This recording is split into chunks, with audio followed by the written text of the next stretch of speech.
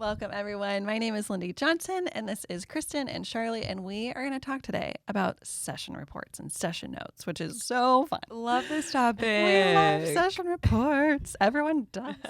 Okay, so to start, if I am an advocate and I'm coming into work with YEMA, what in the world Our session are reports. session reports, and like, why is The that goal. important? What Yeah. are we doing? That's a great So question. would love some context. So our session reports are ways for our teams or for any professional that is working with a mom to have insight into what mom's working on while she's with YEMA, how she's doing in the process, and for us to document if there are any concerns, even recommendations. So it's our way to document that we're meeting with mom, this is what we're talking about, this is how mom is interacting with it, and these are the needs that mom might have, as well as the strengths that she's displaying. Okay, so we do that. Where does the session report go? Like, who's reading it? What weight does it carry? Would love some context for that as well. Yeah, it depends on the client situation. So if this is a non-court mandated mom, then it's just going to the case management team, your YEMA coordinator, for client insights, for us to be able to know how we can best support mom. And yeah, stay updated with record keeping. And then if the mom has an open case with the court, then that information is made available to her attorney, the judge, the court. So yeah, any other community agency wouldn't necessarily be shared to unless there was a signed agreement from mom for us to be able to disclose that information. Sure. So we have moms who are engaged in the court system for whatever her story may be, and then we have many moms who not at all involved in court when they come to us. I think a helpful kind of like level playing field is like the standard should be the same, right, for documentation. And so at our office within our teams, like we want to equip our advocates to write the same, whether mom ever engages court or not. And let's say I'm serving a mom who's not engaged in court and I'm working with her and therefore I'm still documenting or whatnot. Is it often, does it ever happen where it's like, what if court eventually enters into her story and therefore would my notes mean anything down the road? What does that look like? Yeah, I mean, if that were to happen, we want to know that the note is prepared for a judge or an attorney, as Charlie was mentioning, to read. And it would be used either mainly just to communicate how mom was doing, whether it's for whoever's asking for it, that won't matter. It's just going to list the facts of mom engaged with YEMA through parenting or whatever program that she was engaged in at this time, and this was the result and the outcome. We can also share an assessment that's attached to it if that is requested. And we just want it to be ready for that. And in the event it's not going to go to a court system, we still want it to be ready and professionally written for our case managers to be able to decipher, again, how best can we serve this mom and support her. Yeah. Well, and it sounds like to serve her well, both in the short term and in the long term, is like good documentation. Yeah. Whether it's because of what she's going through now or should something happen in a year from now and now there's like more evidence of the work she's done, like how she's invested in her family or whatnot. Like that, I think that is the part that the advocate can think through, right? If that's for me to do, it's during my time with her is to document well. So question I've received in some of our advocate training is like, do all of my notes need to be positive? What if our experience is not all positive? Because shocker, we're working with humans. Yeah. If you and I were to have an experience of 10 weeks together, like we would not all be positive either. So what do we do with that? What are some like best practices for appropriately documenting challenges and bringing a strengths like lens to the table? Yeah. I mean, the answer in short is no. They don't all have to be positive, and they're not expected to be. I think the greater emphasis is always going to be on the heart of the advocate is that we are looking for those strengths and those positives, but that doesn't mean like at the expense of when hard things happen. Sure. We're also writing about what we see and experience with mom. I've written session notes before on moms that do have open cases with the court that when you get to court, you're like, whoa, there's this whole other storyline that I never had insight to. So in some ways I felt like my session reports were dead wrong and were kind of like discarded in the court. But I wasn't in the wrong for that. Yeah. Because I was based on what she was sharing, what I was seeing, the relationship I was building with her. Yeah. I was definitely more in her corner than anybody else in the room. But my heart was really like, I really believe in this mom. Yeah. And the capabilities and her potential and the agency and the dignity and all these things that she embodies. And there was this other storyline with, you know, boyfriend and drugs and whatnot that I had no idea. Had we had found that out, we would have woven that into the documentation. Sure. But never without, unless, how do I say this? Never without mom's knowing. Yeah. Unless you think a child, or you're afraid that a child is in danger, if I'm going to say, hey, I'm going to report this. Sure. So segues a little bit, which I know we're not talking about today, into mandated reporting and abuse and neglect and like reporting on those things to Child Protective Services. But for the most part, that's really like sort of our line of engagement. Yeah. And what you were saying, it reminds me, it's our opportunity to tell a story and to be a voice on behalf of this person, on behalf of mom, in a lens that maybe other people are not seeing. There were perspectives that you had not seen, but then you had a true perspective that maybe others were not seeing. And there's so much value in bringing the full picture. Sure. And we're building relationships. We're building relationships with someone, having intimate conversations at times with somebody, and just get to share her story in a way that is honoring, that is dignifying, and is also truthful. And we all have challenges. Yeah. None of us are perfect. Right. And so how is mom navigating that challenge? While we're addressing that challenge, we can also probably address what her next steps are. Or if there's a concern, how can we move forward? We're not just parking there. And so there's an element of course, going to your case manager, getting support, but talking with mom if there is something that doesn't feel positive. What else is there? What is that maybe negative thing that is being brought to the surface? But like, there's opportunity. Now we can address it. Or how is mom wanting to address it? How is mom responding to it? So there's so many layers to being able to report, but you're telling a story, and you get to tell the full story from the perspective of this mom, to be a part of her voice. And you want to do it in a dignifying, honoring, but also truthful way. And that's an opportunity in session notes. That is really great for that one example of you're bringing a perspective that maybe nobody else saw, but is also true. Yeah. Yeah. That's good. Any other thoughts? You're good.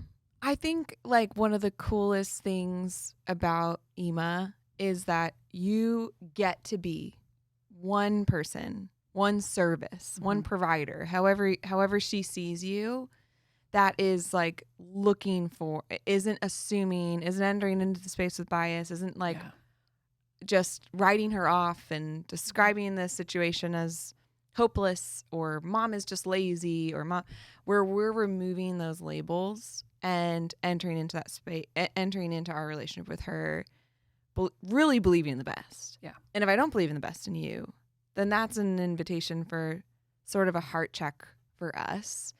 And then the other thing I was going to say, I lost my train of thought. It'll come back to me. Okay. I will move us along. You let us know if it comes back to you.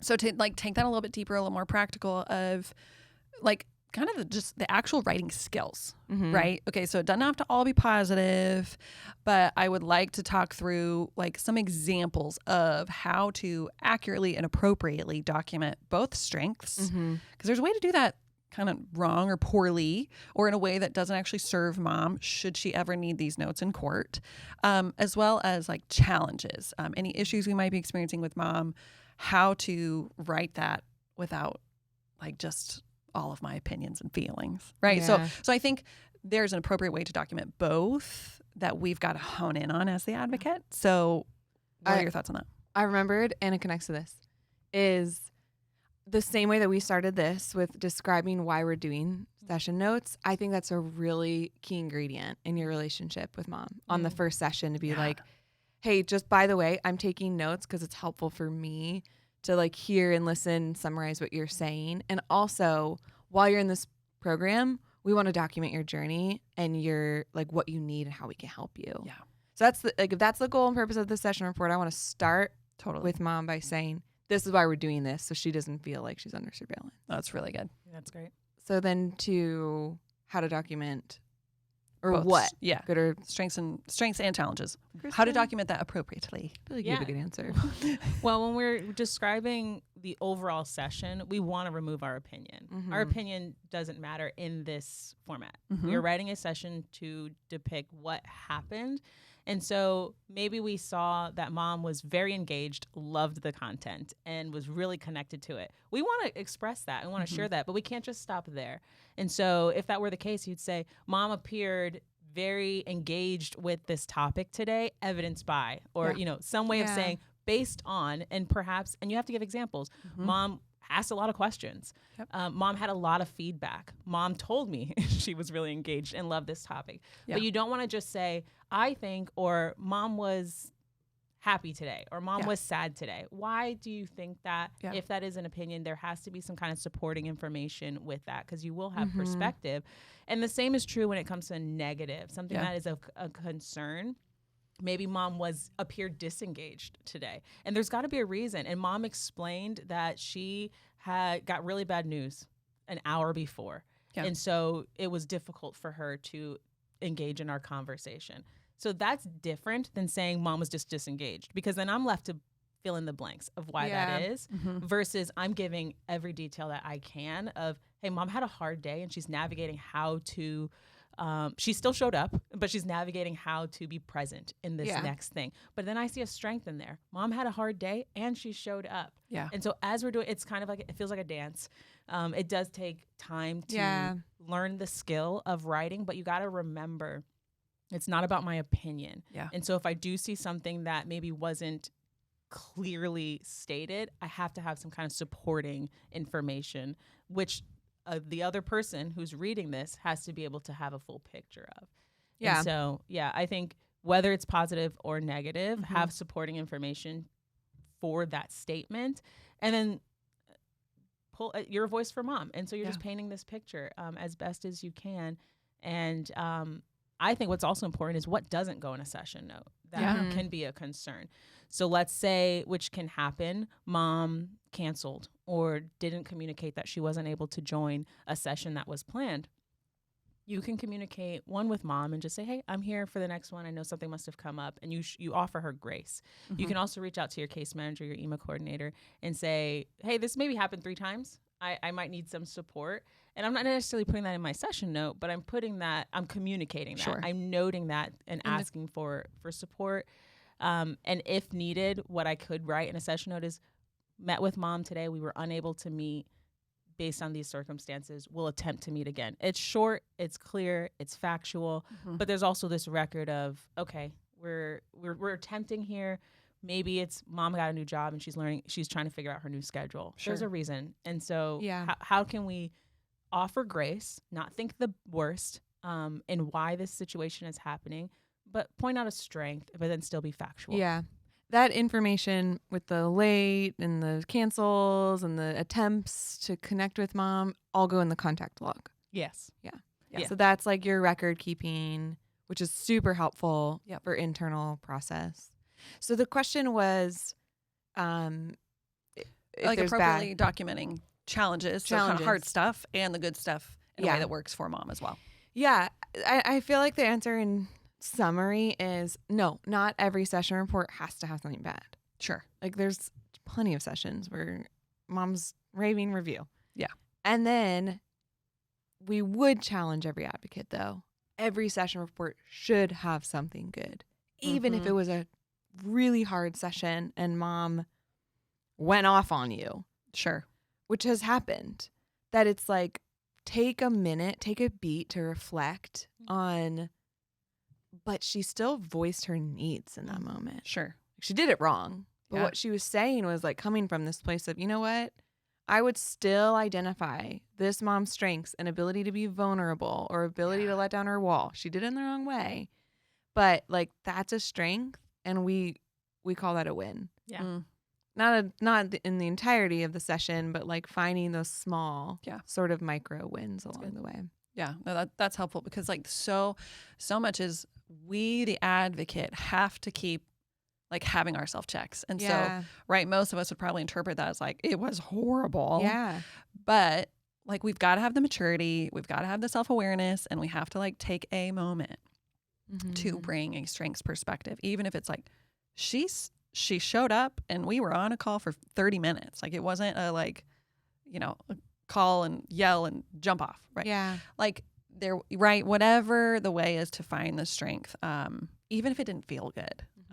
Hopefully that's not the majority, but we also want to like equip our advocates to handle real life, walking alongside moms in real life. Yeah. And it is complex.